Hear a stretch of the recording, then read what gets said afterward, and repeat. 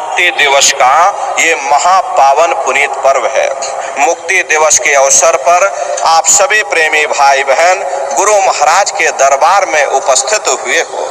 आज का दिन है तो बड़ी प्रसन्नता का, लेकिन इसका इतिहास, मुक्ति दिवस के पीछे का इतिहास बड़ा ही दर्दनाक, बड़ा ही दर्दीला है। समय समय पर संत महात्मा फकीर इस भूल भरम अज्ञान के देश में हम जीवों को इस भवसागर से पार करने के लिए इस धराधाम पर अवतरित होते रहते हैं, लेकिन दुर्भाग्य हम अज्ञानी मनुष्यों का है। हम अज्ञानी मनुष्य ऐसे ही संतों महात्माओं का विरोध करते हैं जो कि हमारे हित की बात करते हैं। और लगभग संतों का जो इतिहास रहा करीब करीब 700 वर्ष पुराना है। इन 700 वर्षों के अंतर्गत जितने भी महात्मा धरती पर आए, कबीर, नानक, दादू दरिया, भीखा, रविदास, पलटू, जगजीवन, ईसा, मूसा, मोहम्मद साहब, जितने भी महात्मा आए, हम अज्ञानी मनुष्यों ने उन महात्माओं का भरपूर विरोध किया। हालांकि उन महात्माओं ने इसके लिए अपनी कुर्बानी दी, अपना बलिदान दिया, लेकिन अपने दृढ़ संकल्पों को नहीं छोड़ा। प्रेमी भाई बहनों, ये महात्माओं के दया कृपा का ये परिणाम है। महात्माओं ने बड़े कष्ट सहे, दुनिया वालों ने बहुत कष्ट दिया, लेकिन महात्माओं ने अपने दृढ़ संकल्पों को नहीं छोड़ा। जो जीव इस भवसागर से कभी पार होना ही नहीं चाहते थे, उनके लिए उन्होंने रास्ता जारी किया। और धीरे धीरे आज हमारा आपका रुझान अपने घर सचखंड जाने का बनने लगा। अरे हम लोगों को सचखंड का कोई अता पता तक नहीं मालूम, क्योंकि यहाँ रहते रहते इतने युग और कल्प बीत गए। लाख ठोकर खाने के बावजूद हमारी आपकी तीव्र इच्छा यही रहने की बनी रही। ऐसे कलिकाल में उन महात्माओं ने अपने त्याग और तपस्या के बल पर, अपनी कुर्बानी के बल पर हम जीवों के अज्ञानी पापों को धोया है। प्रेमी भाई बहनों, ये मुक्ति दिवस अपने आप में बड़ा ही लौकिक और पारलौकिक रहस्य है। लौकिक जगत में हम आप इसका एक अलग अर्थ लगाते हैं, लेकिन प्रेमी भाई बहनों, पारलौकिक दृष्टि से ये रूहों पर, जीवात्माओं पर लदे हुए पाप कर्मों को साफ करने का एक अभियान था। दुनिया पर आफत आनी थी, अपने सिर पर ओढ़ लिया। अरे महात्माओं के साथ कोई मामूली सी घटना घट जाए, उसका अपने आप में बड़ा ही राज और रहस्य होता है। प्रेमी भाई बहनों, परम पूज्य स्वामी जी महाराज ने अपने आध्यात्मिक वैचारिक क्रांति की शुरुआत 10 जुलाई सन 1952 यानी गंगा की पावन धरती यानी काशी नगरी से अपने आध्यात्मिक संदेशों को जारी किया। चंद लोगों के बीच में लगाया हुआ ये बागवा और बगीचा इस तरह से पुष्पित और पल्लवित होगा, इसकी इतनी विशाल शाखाएं होंगी, ये अनुमान उस समय पर किसी ने नहीं लगाया था। लेकिन परम पूज्य स्वामी जी महाराज इस बूंद को सागर बनने का संकेत चंद प्रेमियों को बराबर देते रहते थे। धीरे धीरे अभियान बढ़ा और सन 70 का दशक आते आते यह एक क्रांति के रूप में परिवर्तित हो गया। ऐसी क्रांति जो शुद्ध रूप से आध्यात्मिक वैचारिक क्रांति थी, जिसमें हिंसा और हत्या का कोई स्थान नहीं था, लेकिन निश्चय ही यह मानव मस्तिष्क को हिला देने वाली क्रांति थी। बड़े बड़े लोग जो भौतिकता की अंधी दौड़ में भटक रहे थे, जिनके दिलो दिमाग में आध्यात्मवाद एक खोखला विषय बन चुका था, जिन्होंने धर्म से मुख मोड़ लिया, ऐसे भूले भटके मानव समाज के मन मस्तिष्क में और सन 70 का दशक आते आते एक आध्यात्मिक क्रांति हिलोर लेने लगी। धीरे धीरे करोड़ों करोड़ जनमानस इस आध्यात्मिक झंडे के नीचे आकर खड़ा होने लगा। जहां लोगों के हाथों में बम, गोले और बारूद हुआ करते थे, उन हाथों में परम पूज्य स्वामी जी महाराज ने 108 दाने की ये माला पकड़ा दी, जिसे देख करके शासन और शासन सत्ता में बैठे हुए लोगों को ये लगने लगा जाकी रहे भावना जैसी कि कहीं ये महात्मा जी यदि इसी तरह से जनमानस के हृदय पर यदि अपनी छाप छोड़ते गए, अपना हृदय पर अपनी जगह बनाते गए, जनता के बीच में अपनी जगह बनाते गए, तो निश्चय इनकी एक आवाज पर बड़ी से बड़ी सल्तनत उखड़ सकती। दुनिया और दुनिया के लोभी लालची लोग इस चीज को कभी बर्दाश्त नहीं करते थे। उन्होंने कुछ सोचने का निर्णय ले लिया कि निश्चय ही बाबा जी को रोका जाए। नाना प्रकार के षड्यंत्र और खड़यंत्र करने लगे। सबसे पहली घटना 23 जनवरी सन 1975 कानपुर के फूलबाग मैदान में घटी, जब परम पूज्य स्वामी जी महाराज को नेताजी सुभाष चंद्र बोस के नाम पर कुछ लोगों ने बदनाम करने का असफल प्रयास किया। उसमें विफल हो जाने के बाद देश में बैठे बैठे बड़े बड़े रहनुमाओं ने देश में आपातकालीन यानी इमरजेंसी की घोषणा कर दी। प्रेमी भाई बहनों, 25 जून सन 1975 को देश में आपातकालीन घोषणा कर दी गई। ये हमारे भारत के लोकतंत्र का एक काला अध्याय रहा। आपातकालीन उस समय लगाई जाती है जब देश में कोई गहरा संकट हो, लेकिन बगैर किसी कानूनी तथ्यों के होते हुए भी देश में आधी रात को एकाएक आपातकालीन घोषणा कर दी गई। अखबारों पर, जिसे हम भारत के लोकतंत्र का चौथा स्तंभ कहते हैं, ये अखबार, ये रेडियो, इन पर सेंसर लगा दिया गया। कोई भी चीज, कोई भी समाचार अखबार या रेडियो पर आना बंद हो गया। प्रेमी भाई बहनों, खैर इमरजेंसी लगी। उस समय परम पूज्य स्वामी जी महाराज अपने पुराने आश्रम यानी कृष्णा नगर आश्रम में मौजूद थे। कृष्णा नगर आश्रम यहाँ से 2-2.5 किलोमीटर दूर है। उस समय वही आश्रम हुआ करता था, लेकिन जब संगत धीरे धीरे बढ़ने लगी तब प्रेमी भाई बहनों यहाँ पर जमीन ली गई और यहाँ पर बड़ा आश्रम तैयार किया गया। इमरजेंसी के समय गुरु महाराज कृष्णा नगर आश्रम पर मौजूद थे। 29 जून सन 1975 को प्रातःकालीन बेला में बड़े बड़े अधिकारी और कर्मचारी आए और बगैर कोई कारण बताए परम पूज्य स्वामी जी महाराज को अपनी जीप पर बैठा करके आगरा सेंट्रल जेल ले गए। प्रेमी भाई बहनों, ये हमारे संगत के इतिहास का सबसे दुख दर्द भरा लम्हा था। धोती के टुकड़े कर गुरुवर ने दिवस गुजार दिए। प्रेमी भाई बहनों, बगैर कोई कारण बताए, अनायास ही बगैर कुछ बताए गुरु महाराज को अपने साथ ले गए और आगरा सेंट्रल जेल में परम पूज्य स्वामी जी महाराज को इमरजेंसी के समय बंद कर दिया। जब प्रेमियों को इस बात का पता चला तो प्रेमी भाई बहन धीरे धीरे गुरु महाराज के दर्शन के लिए आगरा सेंट्रल जेल के बाहर पहुंच गए। धीरे धीरे भीड़ उमड़ पड़ी।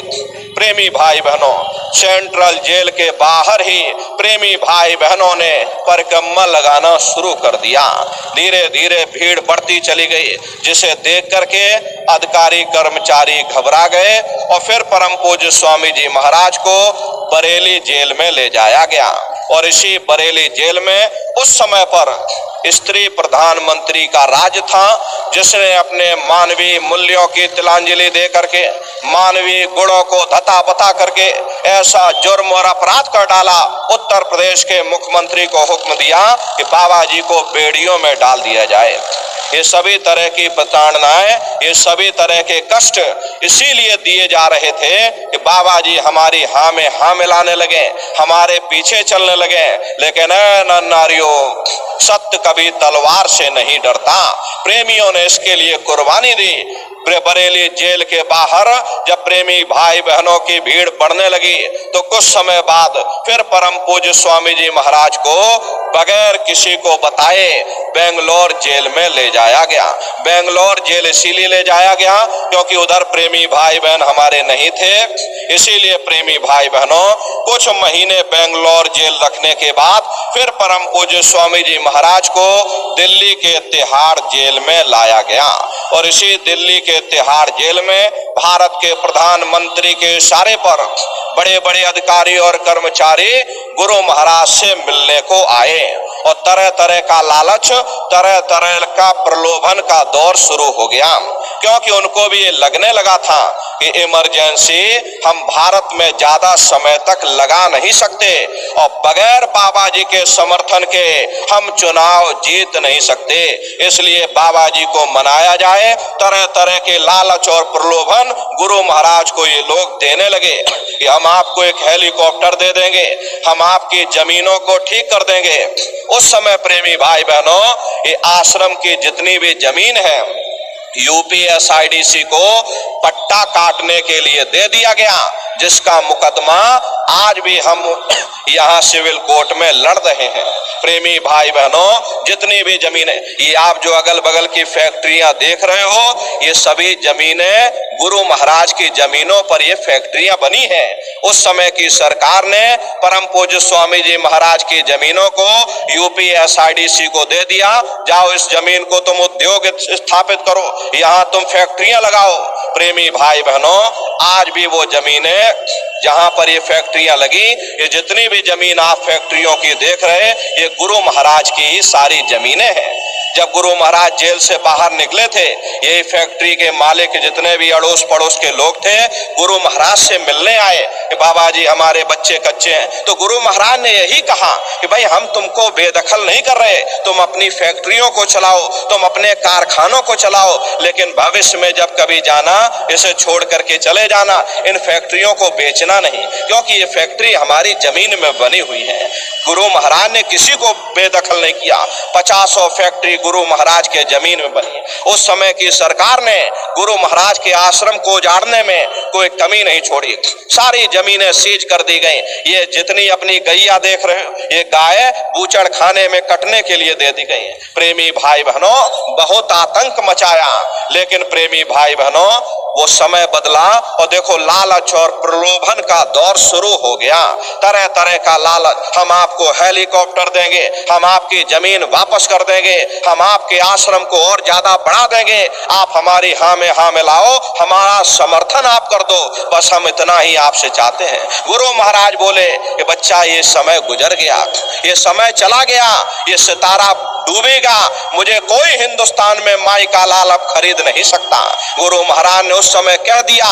गुरु महाराज, प्रेमी भाई बहनों, उसी समय गुरु महाराज ने कह दिया ये सितारा डूबेगा। महात्मा किसी को श्राप नहीं देते, लेकिन प्रेमी भाई बहनों, जो महात्माओं को सताते हैं, उनके कुल खानदान में कोई पानी देने वाला नहीं बचता। रावण ने साधु संतों का अपमान किया, रहा न कुल कोई रोवन धारा।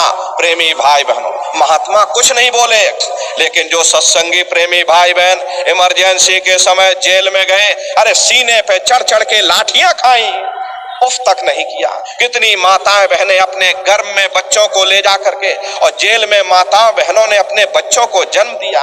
मामूली कष्ट नहीं था, बहुत भारी इमरजेंसी का वो समय था, लेकिन प्रेमी भाई बहन अपने गुरु की याद में जेल में लाखों लाख की संख्या में पहुंच गए।